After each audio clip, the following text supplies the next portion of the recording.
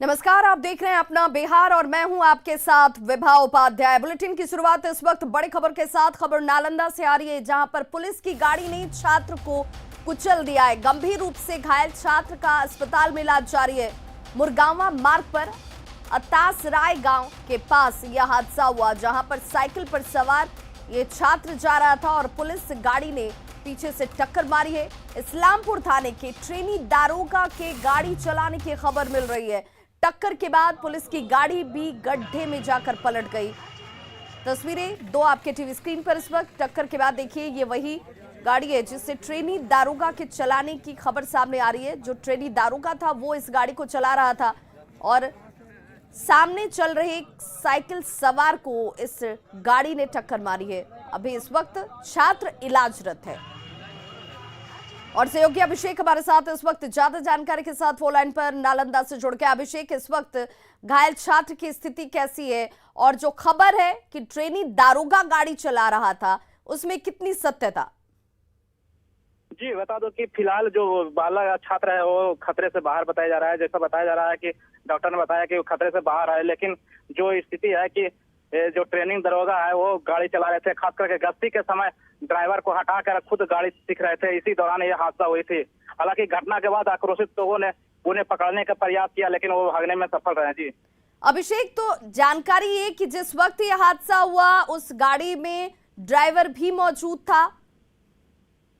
जी, घटना के समय ड्राइवर भी मौजूद होने की बताया जा रहा है और उसमें कई पुलिसकर्मी भी शामिल थे।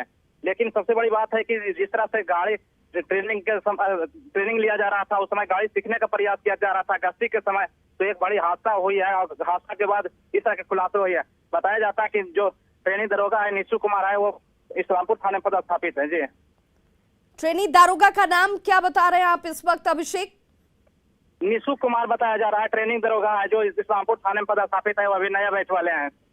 चलिए, बहुत बहुत शुक्रिया अभिषेक इस तमाम जानकारी के लिए। तो देखिए, ट्रेनी दारोगा है, अभी गाड़ी सीखने की कोशिश की जा रही थी। ड्राइवर को उन्होंने हटाया और उसके बाद खुद गाड़ी चलाने लगे, जिस दौरान एक छात्र को इस गाड़ी ने टक्कर मारी है। फिलहाल राहत की बात यह कि डॉक्टरों के अनुसार छात्र खतरे से बाहर बताया जा रहा है, लेकिन आक्रोशित लोगों का आक्रोश देखिए, जो इस ट्रेनी दारोगा के ऊपर कार्रवाई की मांग कर रहे हैं। तस्वीरें आपके सामने दो। छपरा में एक होमगार्ड जवान की पीट कर हत्या कर दी गई है। मामला भगवानपुर बाजार थाना क्षेत्र के दौलतगंज की है। मृतक का नाम सत्यदेव प्रसाद है, जिसकी उम्र 54 साल बताई जा रही है। घटना के बारे में बताया यह भी जा रहा है कि होमगार्ड का जवान 2 दिन पहले पंचायत चुनाव की ड्यूटी कर घर वापस लौटा था और बीती रात अपने पुराने घर में सो रहा था, जहां सुबह उसके कमरे से लाश बरामद की गई। मृतक के शरीर पर जगह जगह जख्म के निशान भी पाए गए हैं। फिलहाल पुलिस इस मामले की जांच में जुट गई है। हाँ, रात में हम हमारे घर से अच्छा से आए थे, खा पी करके आए थे वहाँ से। अच्छा, खाली सोने के लिए यहाँ पर आए थे। तो सोने के लिए आए थे तो आपको बताए नहीं थे कि मतलब यहाँ पर हम जा रहे हैं सोने के लिए? नहीं, साइकिल लेकर के आए, बोले कि हम जा रहे हैं सोने के लिए। अच्छा, बस। और उसके बाद सुबह में कैसे आपको पता चला है? सुबह में मोबाइल से पता चला। क्या बताया आपको? हमारा लड़का बताया।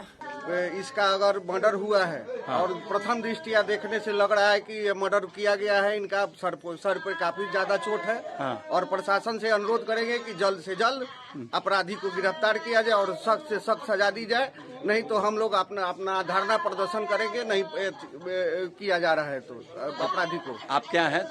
हम बिहार की रक्षा वाहिनी संघ के सचिव हैं। और बड़ी खबर इस वक्त अररिया से, जहां अब घुसपैठ का राज खुलेगा। जी हां, कोर्ट में पेशी के बाद जेल भेजी गई विदेशी लड़कियों को मदद करने वाले 2 लड़के भी जेल भेजे गए हैं। जिन 2 लड़कों ने इनकी मदद की थी घुसपैठ करने में, जेल में इनसे अब पूछताछ कड़ी की जाएगी। और जो राज है कि आखिर किस वजह से ये लोग घुसपैठ करते नजर आए, किनसे इन्हें मुलाकात करनी थी, किन वजहों से घुसपैठ किया गया, ये तमाम राज पर से पर्दा बहुत जल्द खुलने की उम्मीद जाहिर की जा रही है। अररिया में 3 विदेशी महिलाओं को पकड़ा गया था। 2 युवकों को सिविल कोर्ट में पेश किया गया, जहां से सभी को मेडिकल कारा मंडल कारा जो है वो भेजा गया है। आपको ये भी बताते चलें कि कल उज्बेकिस्तान की इन 3 लड़कियों के साथ उसके सहयोग करने के लिए 2 युवकों को पकड़ा गया था। ये दोनों युवक जो हैं वो बसमतिया के बताए जा रहे हैं। इन दोनों को भी गिरफ्तार किया गया और राजकोट में पेशी हुई। तीनों विदेशी लड़कियां बगैर वीजा के ही 2 युवकों की मदद से नेपाल के रास्ते भारत में प्रवेश की थी और इन तीनों लड़कियों को दिल्ली भेजने की तैयारी की जा रही थी। अररिया में बॉर्डर से बगैर वीजा के गिरफ्तारी का ये कोई पहला मामला नहीं है। इससे पहले भी कई ऐसी गिरफ्तारियां हो चुकी हैं। बॉर्डर पर सख्ती बढ़ाने की हालांकि अब जरूरत ज्यादा नजर आती है। इस खबर के बाद भारत और नेपाल की खुफिया एजेंसियां अलर्ट मोड पर हैं।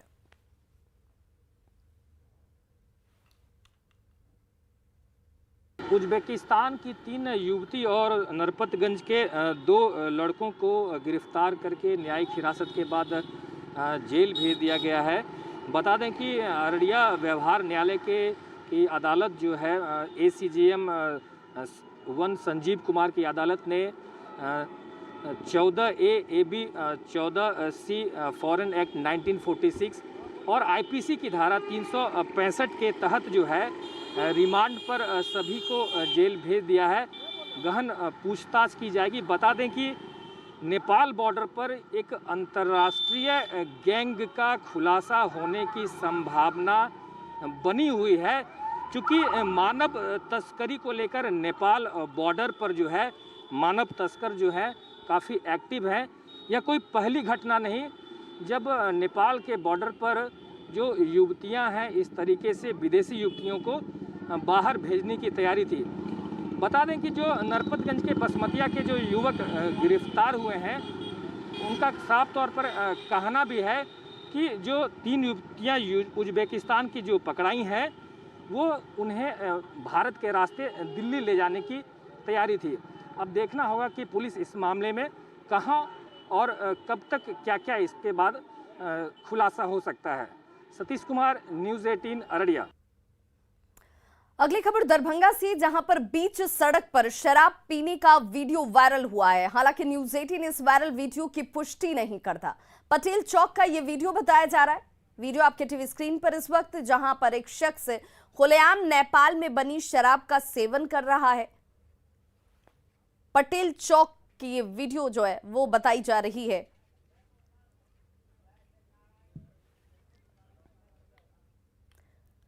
अगली खबर छपरा से, जहां पर भारी मात्रा में शराब की बरामदगी की गई है। ट्रैक्टर में तहखाना बनाकर शराब तस्करी की जा रही थी, जिसकी गुप्त सूचना मिलने के बाद कार्रवाई की गई। मशरक में पुलिस ने कार्रवाई करते हुए इसे जब्त किया है। ट्रैक्टर के ट्रॉली में गुप्त तहखाना देखिए किस तरीके से बनाया गया और इस तहखाने में शराब को छिपाकर तस्करी की कोशिश की जा रही थी।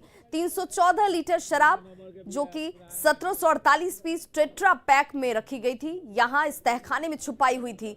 पुलिस ने ट्रैक्टर चालक को गिरफ्तार कर लिया है। गिरफ्त में आया चालक गोपालगंज के जमसरी गांव का रहने वाला जयप्रकाश चौधरी है। पूछताछ में जयप्रकाश ने बताया कि शराब की खेप गोपालगंज से मशरक के राजा पट्टी में डिलीवरी करने की योजना इनकी थी, लेकिन पुलिस को जानकारी मिलती है और उसके बाद यह कार्रवाई की गई।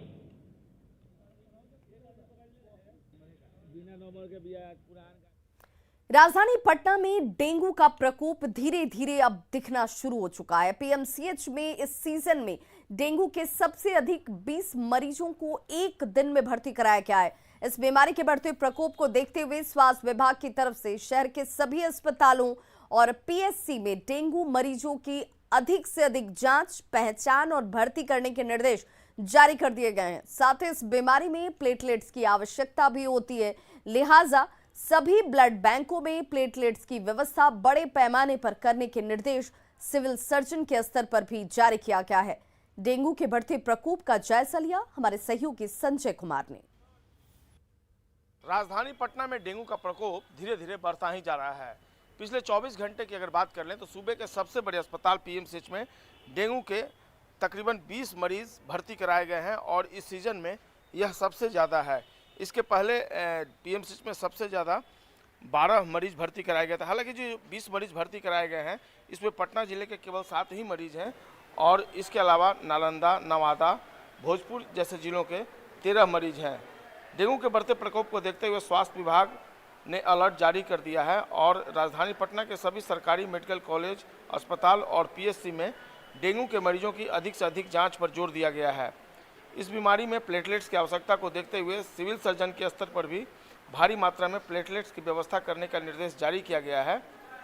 स्वास्थ्य विभाग के अधिकारियों की माने तो इस सीजन में डेंगू का प्रकोप धीरे धीरे लगातार जिस तरीके से बढ़ रहा है, उसकी रोकथाम के लिए लगातार समीक्षात्मक बैठक भी की जा रही है और सभी अस्पतालों में साफ सफाई के अलावा बेहतर स्वास्थ्य पर भी जोर दिया जा रहा है। हालांकि पटना के दूसरे सबसे बड़े अस्पताल NMCH में डेंगू के बढ़ते प्रकोप को देखते वहां पर लगातार छिड़काव भी किया जा रहा है और वहां पर मच्छरों का प्रकोप काफ़ी अधिक देखा जा रहा है। इसलिए NMCH के अधीक्षक ने अपने स्तर पर स्वास्थ्य विभाग से वहां पर तमाम तरह के जो व्यवस्था है उसको दुरुस्त करने की भी मांग की है। हालांकि अस्पताल प्रशासन अपनी तरफ से भी लगातार प्रयास कर रहा है।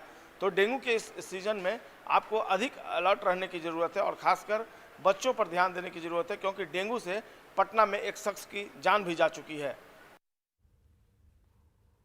शेखपुरा का नीमी गांव परवल उत्पादन के लिए प्रसिद्ध है। यहां करीब 90% किसान परवल के बीज का ही उत्पादन करते हैं। नीमी गांव का परवल देसी माना जाता है और इसका स्वाद भी बहुत बेहतर होता है। यहां के परवल जैसा स्वादिष्ट परवल और किसी जिले में नहीं होता। ऐसे में दूसरे जिलों के किसान भी यहां बीज लेने के लिए पहुंचते हैं।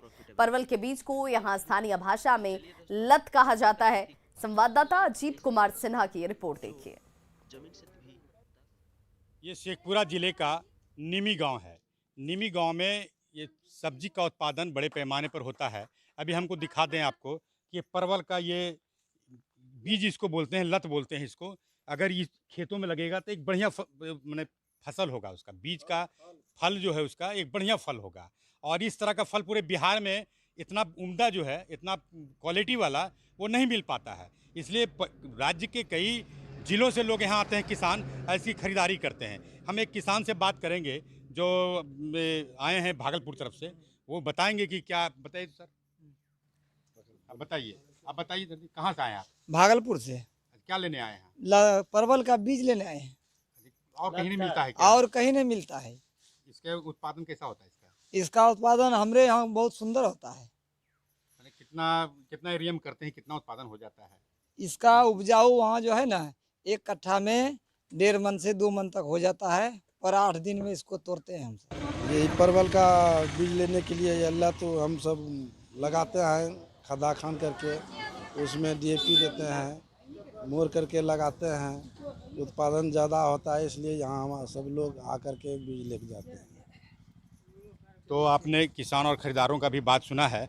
हम एक और किसान जो है उत्पादन करते हैं। आप बताइए बाबा, कैसे करते हैं इसका उत्पादन?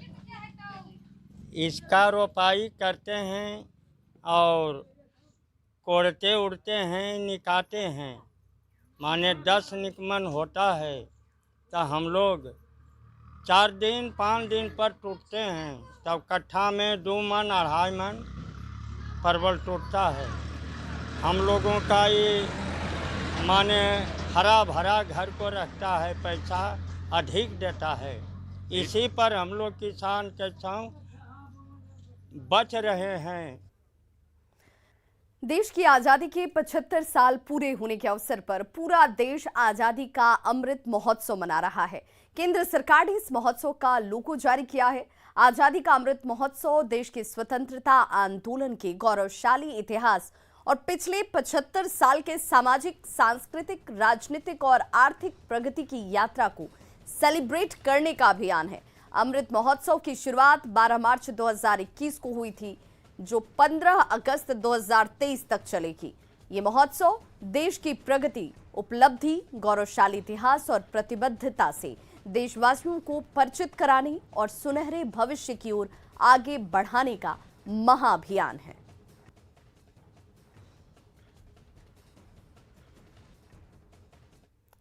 और अब बात 2 के दंगल की, जिसके लिए कल मतदान है और मंगलवार को परिणाम।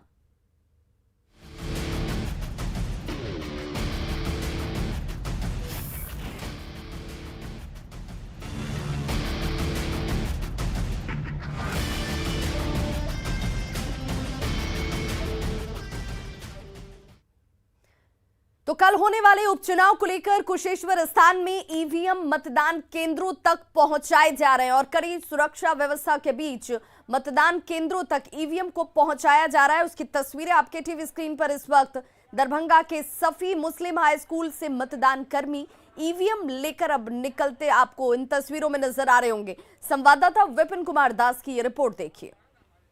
कल होने वाले कुशेश्वर स्थान उपचुनाव को लेकर प्रशासन की तैयारी पूरी कर ली गई है।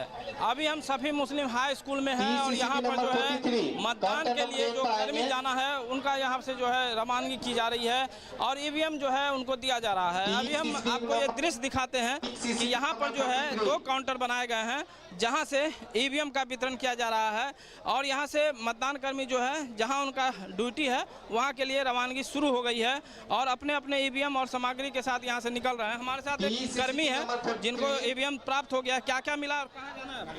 हम लोग को कुशेश्वर स्थान के जो है परमानंदपुर जाना है और हम लोग को वीवीपैट, ईवीएम मशीन और ये जो है क्या कहते हैं, हाँ, ये 3 मशीनें हम लोग को दी गई हैं और हम लोग अभी तुरंत निकलने वाले हैं। हमारे साथ पुलिस पार्टी भी है और हम लोग अब निकल रहे हैं यहाँ से।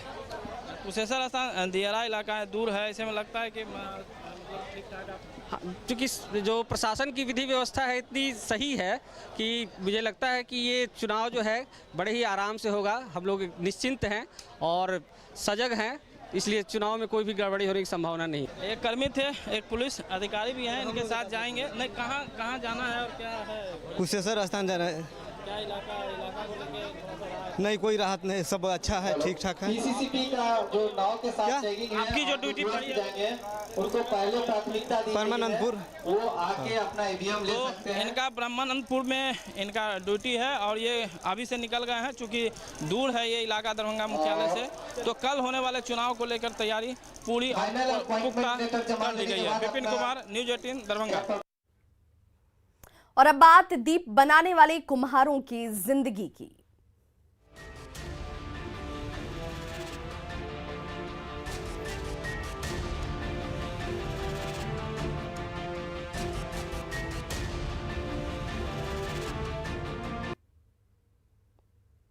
तो 2 सालों के बाद इस दिवाली में सासाराम के कुम्हारों के चेहरे पर रौनक लौटी है। दीपावली में कारीगर तरह तरह के मिट्टी के खिलौने, मूर्तियां और दीपक बनाने में जुटे हुए हैं। कुम्हारों का ये कहना है कि इस दीपावली में उनके घर लक्ष्मी जरूर आएंगी।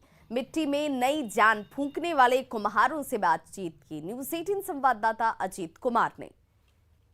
सासाराम में दीपावली को लेकर तैयारी जोरों पर है और मैं हूं एक मिट्टी के कारीगर के यहाँ, कुम्हार के यहाँ, सासाराम के बांध रोड में। और आप देखिए किस प्रकार जो है मिट्टी की चाक घूम रही है और इसी चाक पर है सो सुंदर सुंदर बर्तन बन रहे हैं, मिट्टी के बर्तन बन रहे हैं और पारंपरिक चाक है।